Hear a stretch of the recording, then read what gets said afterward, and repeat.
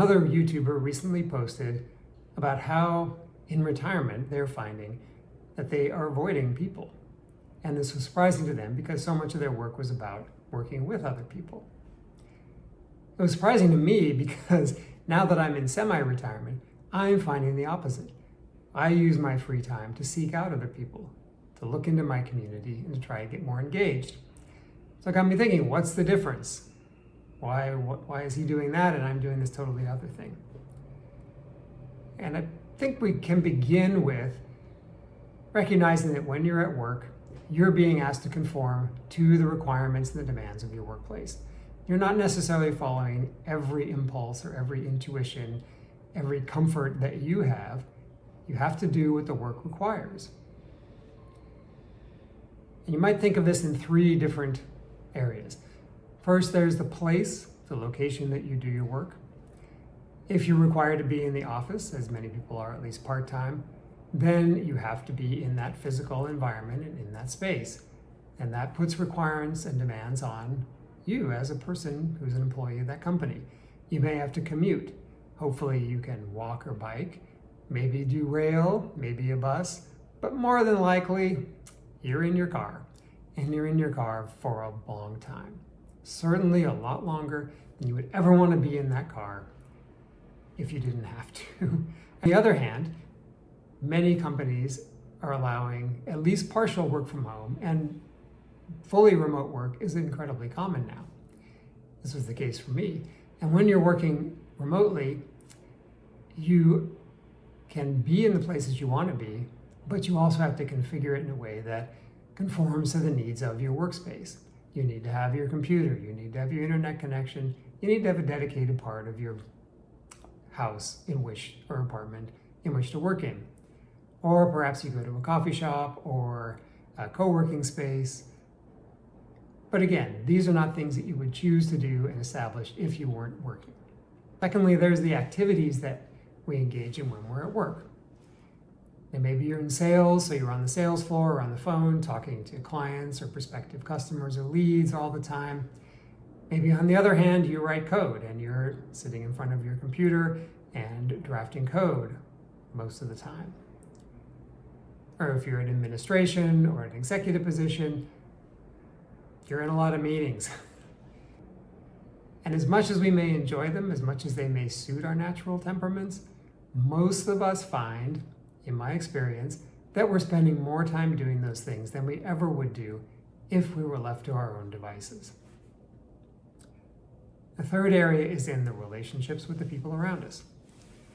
And the basic format is there are bosses and supervisors, there are your peers and your colleagues, and there are your direct reports and your employees, and then there are your clients or your customers or your sales leads.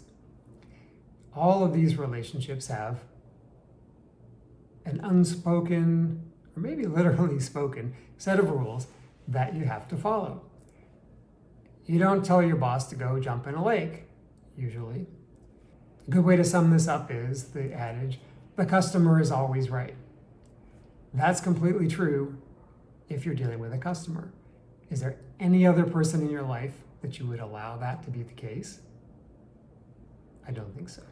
As an example of this, take my work as a patent agent and now patent consultant. I began by working in an office, and the law firm I worked for required that I be in that office full time.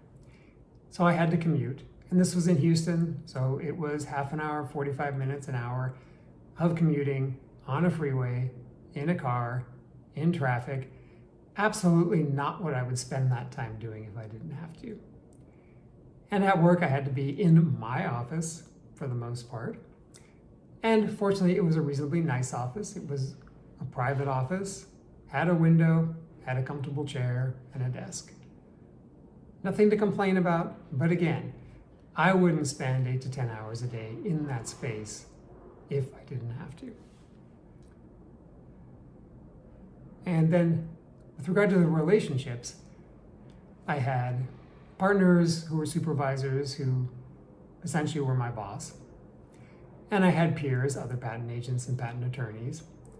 And I didn't have much in the way of direct reports, but I did have a lot of clients, the inventors that I had to deal with, and patent examiners that I had to negotiate with.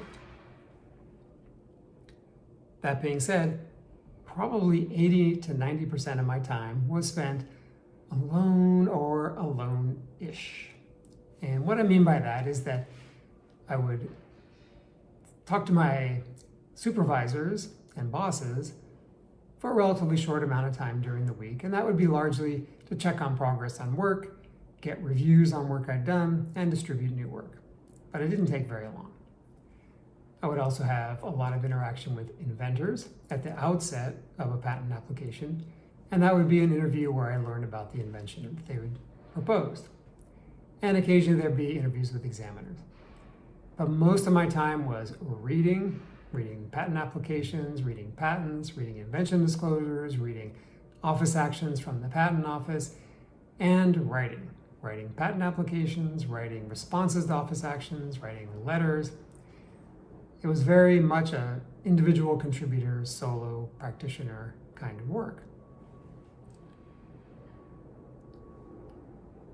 And with the freedom that semi-retirement has provided me, I find that I've really moved in the opposite direction. Almost everything that I find or think of to do with my free time that I stick with involves other people. I've become very involved in my Toastmasters club. I'm currently the president of my club, and I'm now mentoring and coaching new clubs and helping them to develop strong programs. I've also been involved in the improv community. I joined an athletic club. I like to swim in the mornings. I've met people in the locker rooms. I'm on the board of my condominium. I enjoy being in a condominium and getting to know the neighbors. All of it is reaching out. And that is why I was very surprised to find out that other people facing retirement go in another direction. They want to be alone. They want to be on their own. So what accounts for the difference? Well, I think there are probably two things. The first thing I think is just your temperament. Are you more naturally drawn to other people, or do you like to go it alone? You might think of that as the difference between an introvert and an extrovert, although there are many sociable introverts and many less social extroverts, so it's not exactly that. The second one is, what did your work require? Some jobs, as we talked about, require that you be there in front of people all the time, in meetings, on calls, in sales situations, working with customers or clients. Or if you're in the helping professions, you're always dealing with patients. On the other hand, other jobs require almost no interpersonal exchange at all. If you are doing a significant amount of writing work, like I did as a patent agent, if you're doing coding, a lot of research jobs tend to be more individually directed. If you're in that kind of circumstance, you probably didn't have to be around a lot of people. How you handle the transition from working towards retirement, I think, depends a lot on the match between those two things. If your temperament is one that likes to be around a lot of people, and your work involved being around a lot of people, you're probably not going to notice a lot of change because you're going to naturally seek out being around other people. Vice versa, if you're someone who likes being alone and your work required you to be alone, again, you're probably not going to see a lot of change. You're just going to find other activities that allow you to work independently or do whatever you want independently. It's a little trickier if there is a mismatch. If you're like me, and the work that you were doing required a lot of solo time, but you have a much stronger desire to be around other people, you'll find that you need to seek out things that are different than what you were doing before, as was my experience. I needed to seek out more activities with other people. Other YouTuber appears to have had the opposite experience, had a work role that required a lot more face-to-face interaction than what they want at this point in their life. And so as they transition out of work, they find themselves moving into a different kind of mode where they're spending more time on their own, so they're avoiding people. None of these things is the right way or the wrong way. What's important is that you take the time to reflect about who you are at this time, what it is that you need in your life, and follow that instinct using the freedom that you now have.